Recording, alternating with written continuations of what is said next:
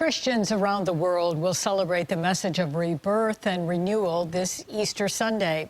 And one pastor is working to ensure that his flock receives that message, whether they're a member of his church in Orleans County or locked up in the Niagara County Jail. News 4's Dave Graber has the story.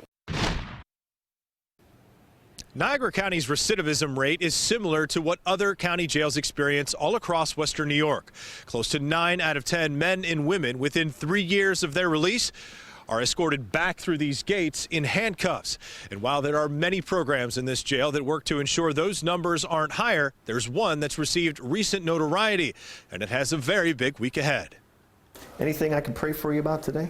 Like many employees of the Niagara County Correctional Facility, jail chaplain Alex True spends a portion of his day making the rounds.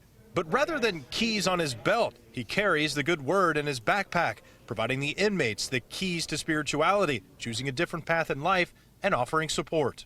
I always try to start where the inmates are and try to see things from their perspective so that I could take my message and be sure that there's a connection point. Niagara County's chaplain program is now in its 30th year, with Pastor Alex at the helm for a third of that.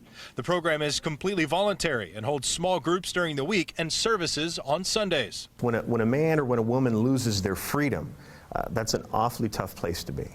DION CHEATHAM may not see his freedom for 10 years. He's awaiting trial on a federal drug charge. Well, I go to church every Sunday, which is something I never did on the outside. DION says the program offers him something he also never did on the outside, seeing the bigger picture. This is the only thing I have is my faith. That's really it, you know.